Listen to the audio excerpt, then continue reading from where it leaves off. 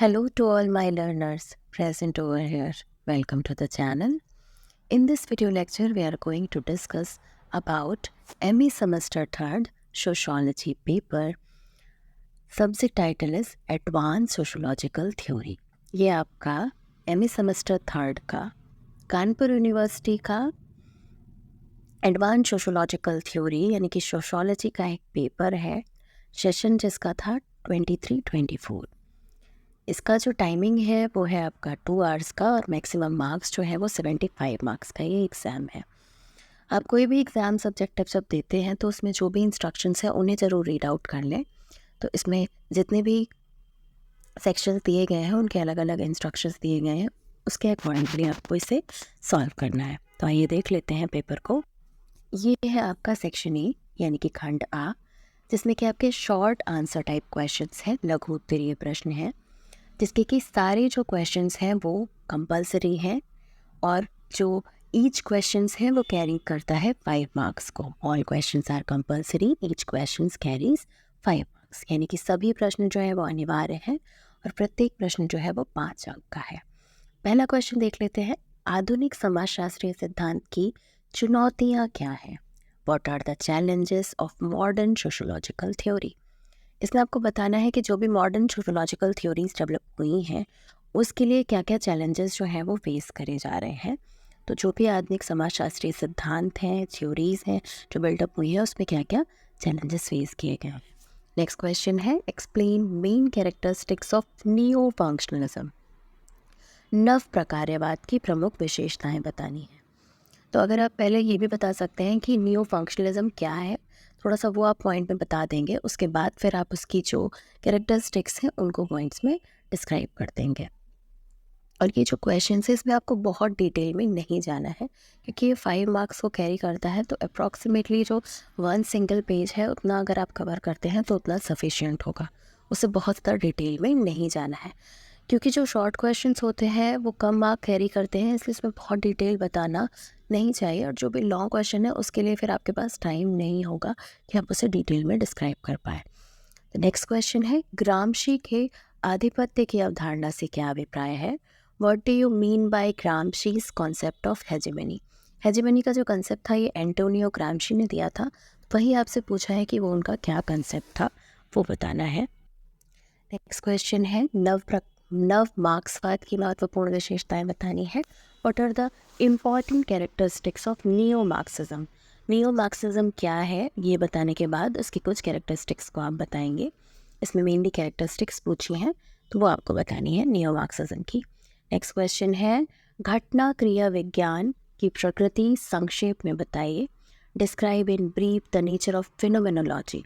तो जो भी फिनोमेनोलॉजी है वो क्या है ये आपको बताना है, उसके जो नेचर है उसकी प्रकृति को डिस्क्राइब करना है। नेक्स्ट क्वेश्चन है, उत्तर आधुनिकता की विशेषताएं स्पष्ट कीजिए।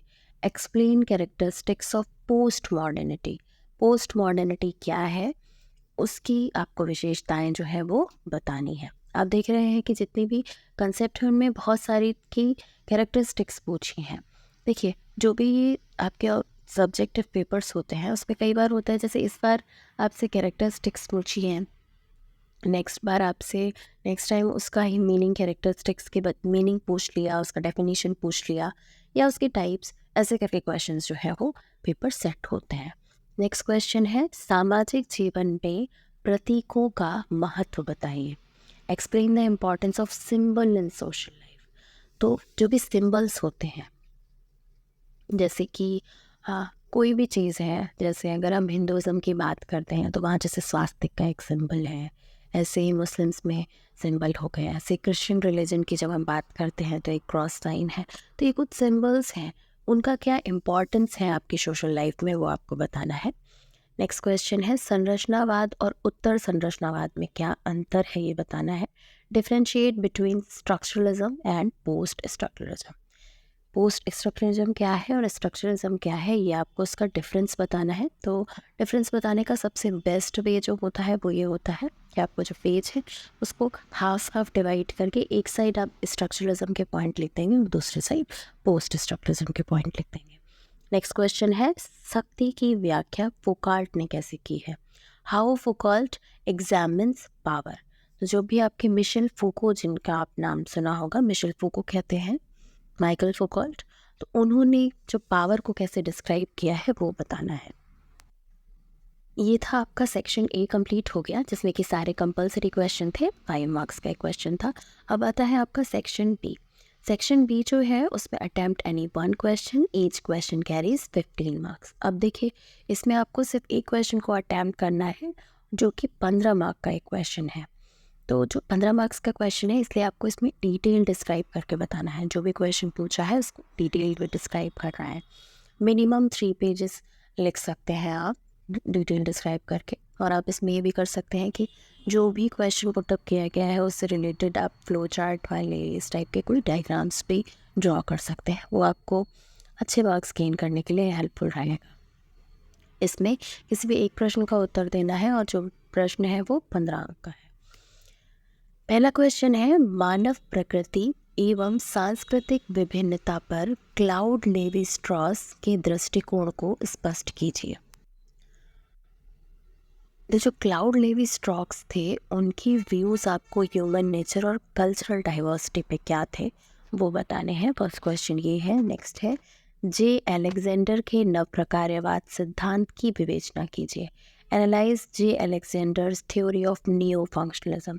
नियो फंक्शनलिज्म क्या है पहले ये बताएंगे, उसके बाद जो जे अलेक्जेंडर थे उनकी क्या थ्योरी है नियो फंक्शनलिज्म की, उसको आप डिटेल डिस्क्राइब करेंगे। और उससे रिलेटेड जो भी, जैसे कि जो अलेक्जेंडर हैं उन्होंने नियो फंक्शनलिज्म की क्या कैरेक्टरिस्टिक्स बताई हैं, क्या क्या चीज़ें उन्होंने बताई हैं, उसको आप डायग्राम से भी ड्रॉ करके बता सकते हैं।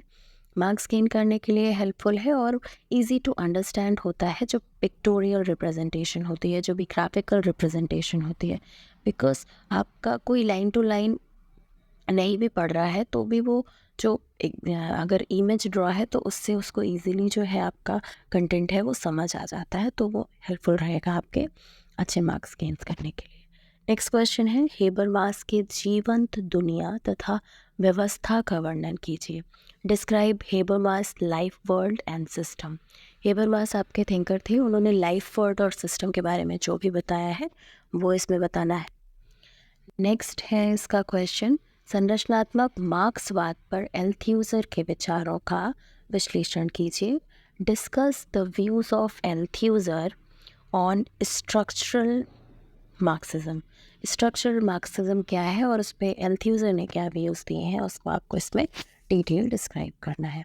तो ये जो भी आपका ये बी सेक्शन था, इसमें से आपको सिर्फ ये जो टोटल नंबर ऑफ क्वेश्चन थे इनको आप देख लेंगे। उसके बाद जो आपको बेस्ट आ रहा हो, इसमें आपको पता है कि ज़्यादा से ज़्यादा कंटेंट आपको पता है, उस क्वेश्चन को कीजिए, क्योंकि इसमें आपके पास चॉइस है। जो सेक्शन ए है उसमें आपके पास चॉइस नहीं है, उसमें सारे क्वेश्चंस जो हैं वो कंपलसरी हैं, आपको अटैम्प्ट ही करने हैं। बट बी सेक्शन में ऐसा नहीं है, तो इसमें से सारे क्वेश्चन को रीड आउट कर लीजिए पहले। उसके बाद जो आपको जिसमें लग रहा है कि जिसमें आपको ज़्यादा से ज़्यादा कंटेंट पता है, उस क्वेश्चन को आप सॉल्व कीजिए। नेक्स्ट क्वेश्चन है आपका सेक्शन सी। इसमें भी आपका लॉन्ग आंसर टाइप क्वेश्चन है, इसमें भी आपको एक क्वेश्चन को ही आंसर करना है और वो 15 मार्क्स का है। तो क्वेश्चन देख लेते हैं। क्वेश्चन है आपका, मीट के प्रतीकात्मक अंतःक्रियावाद का विश्लेषण कीजिए। Explain symbolic interactionism of meat. तो जो आपके जीएच मीट हैं उनका आपको इंटरेक्शनिज्म, उन्होंने सिंबॉलिक इंटरेक्शनिज्म की जो थ्योरी दी है, उन्होंने जो बताया है उसको, उसी को ही आपको एक्सप्लेन करना है, एनालाइज करके बताना है। नेक्स्ट क्वेश्चन है, लोक विधि विज्ञान में गारफिंकल के योगदान की विवेचना कीजिए। Discuss Garfinkel contribution to ethnomethodology. जो भी आपके थिंकर थे गारफिंकल, उन्होंने क्या कंट्रीब्यूट किया है इथनो मेथोडोलॉजी में, वो बताना है। आप इथनो मेथोडोलॉजी क्या होता है इसको भी बता सकते हैं। फिर उसके बाद जो गारफिंकल का कंट्रीब्यूशन है उसे आप डिटेल डिस्क्राइब कर दें। नेक्स्ट क्वेश्चन है, describe Giddens theory of structuration. Giddens द्वारा प्रस्तुत संरचनाकरण का जो सिद्धांत है उसका वर्णन करना है। एंथनी गिडेंस आपके मॉडर्न थिंकर में आते हैं, उन्होंने जो स्ट्रक्चरेशन की थ्योरी दी है वो बतानी है। नेक्स्ट क्वेश्चन है और इस पेपर का लास्ट क्वेश्चन है, बोर्दियू के सांस्कृतिक संघर्ष के सिद्धांत को स्पष्ट कीजिए। Explain Bourdieu's theory of cultural conflict. जो आपके बोर्डियो थे उन्होंने कल्चरल कॉन्फ्लिक्ट की जो थ्योरी दी थी उसको आपको डिटेल डिस्क्राइब करना है। आज के पेपर के लिए इतना ही। ये आपका एमए सेमेस्टर थर्ड का कानपुर यूनिवर्सिटी का सोशोलॉजी का एडवांस सोशोलॉजिकल थ्योरी का पेपर था। ये जो भी क्वेश्चन थे इस क्वेश्चन में पेपर में जो आपसे पूछे गए ये सारे ही इम्पॉर्टेंट क्वेश्चन हैं। हाँ, अगर आप सोशोलॉजी के एमए के स्टूडेंट हैं किसी भी यूनिवर्सिटी के, अगर आपके सिलेबस में ये पेपर है तो ये जो क्वेश्चन है ये आपके इम्पॉर्टेंट है। इसके अलावा अगर आप सोशोलॉजी से नेट के लिए प्रिपेयर कर रहे हैं या आप और भी चीज़ों के लिए सोशोलॉजी के लिए प्रिपेयर करना चाहते हैं तो आप इस चैनल से जुड़ सकते हैं। इसमें आपको सोशोलॉजी से रिलेटेड काफ़ी कंटेंट जो है वो मिल जाएगा और जो भी है वो बहुत बेसिक से बताया गया है तो आपके लिए वो हेल्पफुल रहेगा। उसके अलावा चैनल की कम्युनिटी पोस्ट में अगर आप देखते हैं तो आपको बहुत सारे क्वेश्चन सॉल्व करने को मिल जाएंगे जो रेगुलर बेसिस पे तो नहीं, बट ये है कि आपको काफ़ी सारे क्वेश्चंस जो है वहाँ पे अपडेट होते रहते हैं, आप उसे सॉल्व कर सकते हैं। वो जितने भी क्वेश्चंस हैं वो भी बहुत इंपॉर्टेंट रहेंगे आपके एग्ज़ाम के पर्सपेक्टिव से। चैनल पे फर्स्ट टाइम आए हैं तो प्लीज़ सब्सक्राइब कीजिएगा, अपने फ्रेंड्स के साथ शेयर कीजिएगा। वीडियो पसंद आया हो तो प्लीज़ लाइक कीजिएगा और किसी टॉपिक पे आप अगर वीडियोस चाहते हैं तो आप कमेंट बॉक्स में पिन कर सकते हैं। ऐसे ही और वीडियोस के लिए हमारे चैनल से जुड़े रहिए। Keep learning, keep watching, and keep sharing. Thank you so much for watching.